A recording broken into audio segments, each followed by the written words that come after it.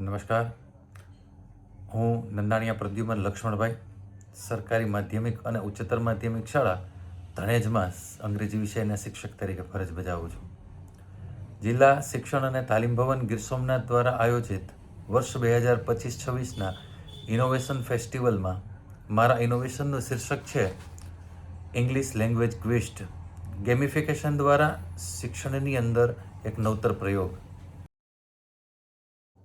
ધોરણ 9ના વિદ્યાર્થીઓમાં અંગ્રેજી વ્યાકરણ અને શબ્દભંડોળના કૌશલ્યોમાં નબળાઈ જોવા મળી.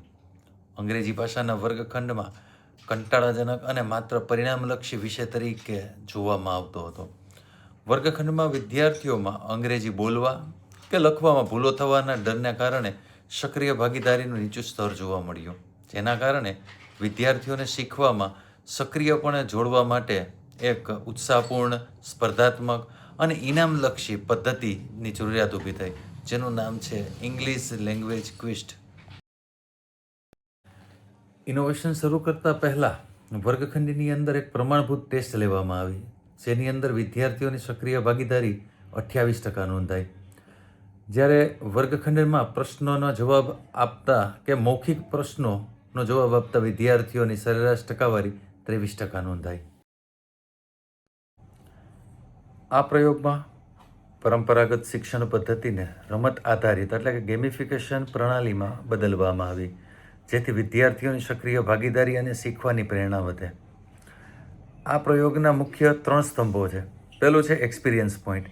વિદ્યાર્થીઓની દૈનિક સક્રિય વર્ગમાં જવાબ આપવા, હોમવર્ક પૂર્ણ કરવા કે પ્રોજેક્ટ પૂરા કરવા બદલ પોઈન્ટ્સ આપવામાં આવે છે.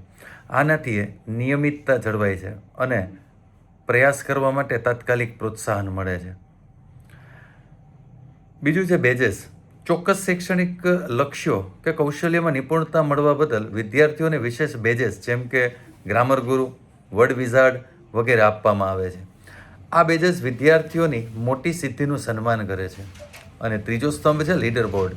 હકારાત્મક સ્પર્ધા માટે સાપ્તાહિક જે ધોરણોના આધારે એ લોકોને એક્સપિરિયન્સ પોઈન્ટ ભેગા થયા હોય એવા ટોચના 10 વિદ્યાર્થીઓના સ્કોર ક્લાસરૂમ બોર્ડ પર પ્રદર્શિત કરવામાં આવે છે. આનાથી વિદ્યાર્થીઓની તંદુરસ્ત સ્પર્ધાની ભાવના કેળવાય છે. અભ્યાસક્રમના દરેક ટોપિકને મિશન તરીકે ડિઝાઇન કરવામાં આવે છે. મિશનના અંતે વિદ્યાર્થીઓને તરત જ તેમના એક્સપિરિયન્સ પોઈન્ટ આપીને તેમની પ્રગતિ વિશે માહિતગાર કરવામાં આવે છે. માત્ર સ્કોર પર નહીં, પરંતુ પ્રયત્ન અને સુધારા માટે પણ પોઈન્ટ્સ આપીને નબળા વિદ્યાર્થીઓને પણ પ્રોત્સાહિત કરવામાં આવે છે. ઇનોવેશન પૂર્વે સરેરાશ સ્કોર 28% હતો, જે પ્રી ટેસ્ટની અંદર દર્શાવવામાં આવેલ છે. ત્યારબાદ પોસ્ટ ટેસ્ટ લેવામાં આવી, જેની અંદર 67% નોંધપાત્ર સુધારો જોવા મળ્યો. એટલે કે વિદ્યાર્થીઓની અંદર સરેરાશ 39% સુધારો મળે છે. સક્રિય ભાગીદારીની વાત કરીએ તો 23%ની સક્રિય ભાગીદારી હતી ઇનોવેશન પૂર્વે, જ્યારે ઇનોવેશન બાદ 67%ની સક્રિય ભાગીદારી જોવા મળી, કે જે 34%નો નોંધપાત્ર સુધારો જોવા મળે છે. આ સિવાય આ ગેમિફિકેશન દ્વારા જે વિદ્યાર્થીઓને રસ જાગ્યો, એની અંદર 89% વિદ્યાર્થીઓ દ્વારા જાણવા મળ્યું કે એ લોકોને આની અંદર પ્રોત્સાહન મળે છે, પ્રેરણા મળે છે, સ્પર્ધાત્મક વાતાવરણ ઊભું થાય છે, જેના દ્વારા એ લોકો પ્રયત્નશીલ બને છે. આ ઇનોવેશન ઓછા ખર્ચવાળું છે, વિદ્યાર્થીઓની અંદર હકારાત્મક સ્પર્ધાત્મક વાતાવરણ ઊભું કરવાવાળો છે, જે અન્ય શાળાઓની અંદર પણ લાગુ કરી શકાય છે. હાલ સરકારી માધ્યમિક શાળા સેમરવાવની અંદર આ ઇનોવેશન કાર્યરત છે.